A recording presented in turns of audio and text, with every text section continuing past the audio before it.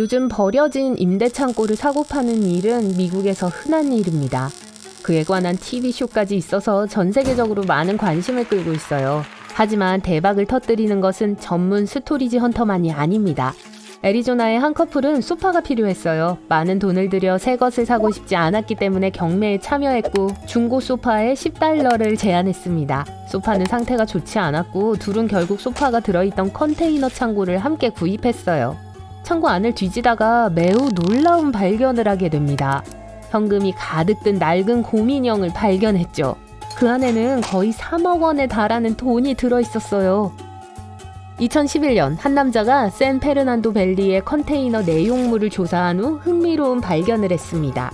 그가 우연히 발견한 건 액션 코믹스 1권이라는 특별한 만화책이었어요. 그는 감정을 받기 위해 전문가에게 만화책을 가져가기 전까지는 그 가치를 알지 못했어요.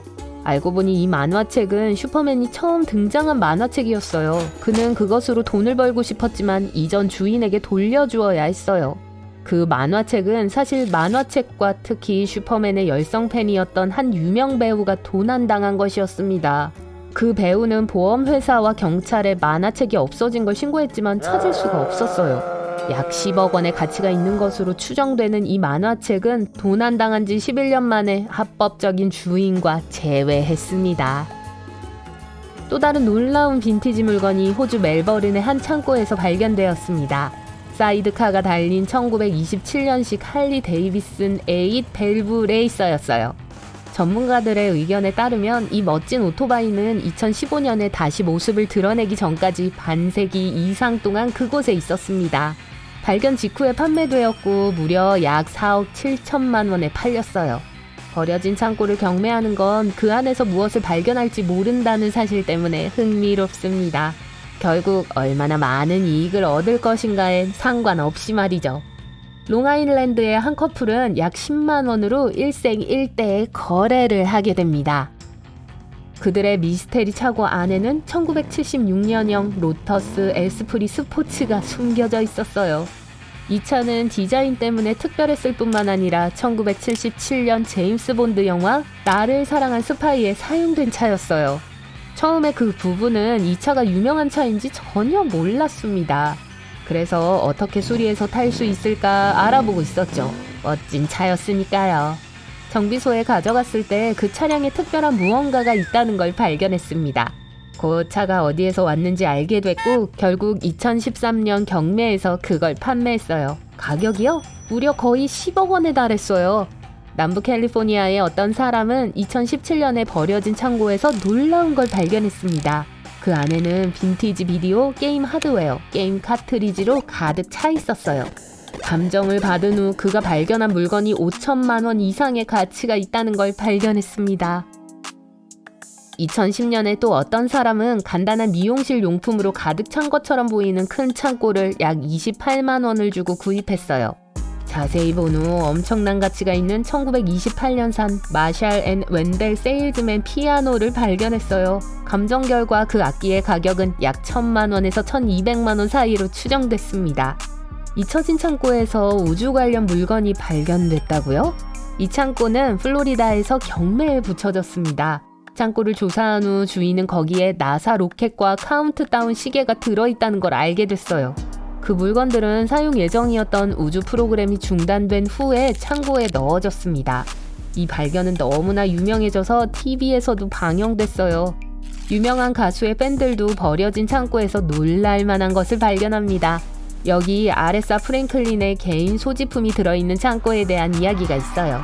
그녀의 물건 대부분은 집에서 일어난 사건 이후에 그 창고로 옮겨졌습니다. 결국 그 물건들을 버렸어요. 나중에 그녀는 그것에 대해 잊었다는 것을 인정했습니다.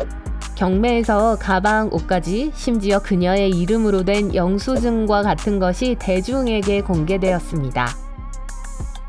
비슷한 경우로는 마이클 잭슨의 아버지가 소유했던 락커에 보관된 채 발견되지도 않고 공개되지도 않은 250개 이상의 녹음이 있었습니다.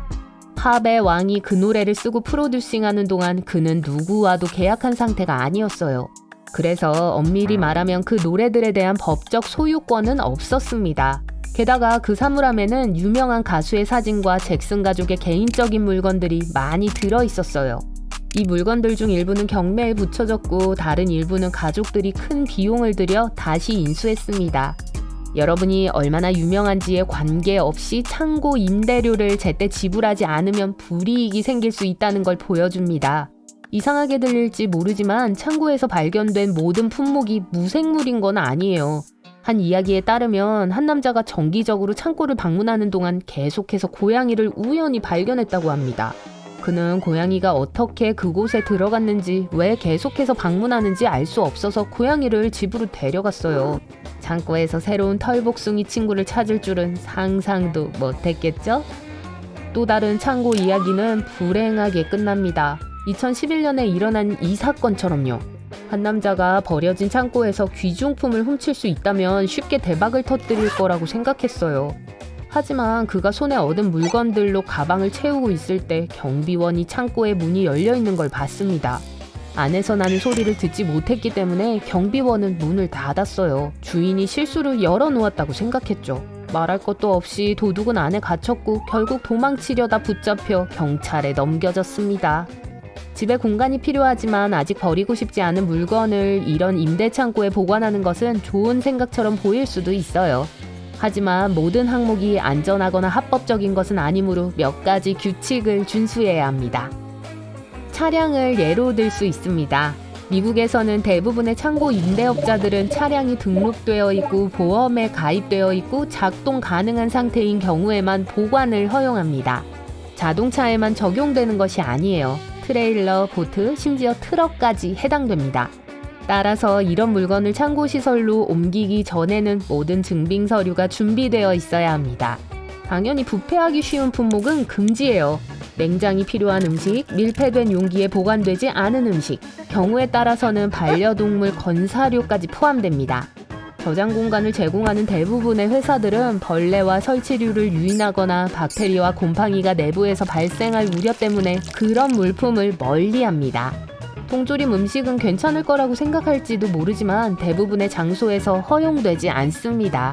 표준 저온 장치가 내부 온도를 조절할 수 있는 구체적인 방법이 없고 고온 환경에서 일부 음식캔이 터질 수 있기 때문이에요.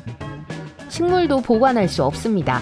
식물이 잘 자라려면 햇빛이 필요할 뿐만 아니라 식물은 벌레와 해충의 원천이 될 수도 있어요. 게다가 어떤 식물들은 적절하게 처리되지 않으면 이상한 냄새를 유발할 수 있기 때문에 밖에 심거나 더 이상 집안에 둘 수 없다면 처치하는 것이 가장 좋아요.